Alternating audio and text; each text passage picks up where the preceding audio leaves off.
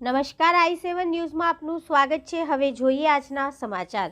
22 જાન્યુઆરીના દિવસે અયોધ્યામાં શ્રી રામ મંદિરનું મૂર્તિ પ્રાણ પ્રતિષ્ઠા મહોત્સવ થવાનો છે, ત્યારે દયાપર ગામના દરેક સમાજના આગેવાનો તેમજ યુવાનો આમંત્રણ પત્રિકા આપવાનું બુધવારથી શરૂ કરવામાં આવી છે। તેમજ હિતેશભાઈ લીંબાણીએ ટીવી ન્યૂઝ સાથે વાતચીતમાં જણાવ્યું હતું કે 22 જાન્યુઆરીના દિવસે અયોધ્યામાં શ્રી રામ મંદિરની મૂર્તિ પ્રાણ પ્રતિષ્ઠા મહોત્સવ થવાનો છે, ત્યારે બુધવારથી દયાપર ગામના આમંત્રણ પત્રિકા તેમજ ચોખા અને ધજા આપવાનું શરૂ કરવામાં આવ્યું।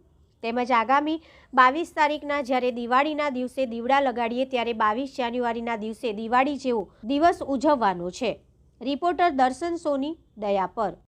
જય શ્રી રામ। આખા વિશ્વની અંદર જ્યારે જેનો ડંકો વાગે છે એવા ભગવાન શ્રી રામનું જ્યારે અભિયાન હાલે છે 1 જાન્યુઆરીથી 15 જાન્યુઆરી ઘરોઘર જઈ અક્ષતો ચોખા પહોંચાડવાના, એમને આમંત્રણ પત્રિકા આપવાની અને ભગવાન શ્રી રામનો ફોટો આપી અને આ કાર્યક્રમની જોરશોરથી સર્વે રામ ભક્તો અત્યારે જોડાયા છે અને અમે દયાપરની અંદર પણ રામ ઉત્સાહ ઉમંગથી અમે આ કાર્યક્રમમાં જોડાયા છીએ અને સાથે ભગવી ધ્વજા આપી અને દયાપરને ધ્વજામય કરવાનું છે। જય શ્રી રામ।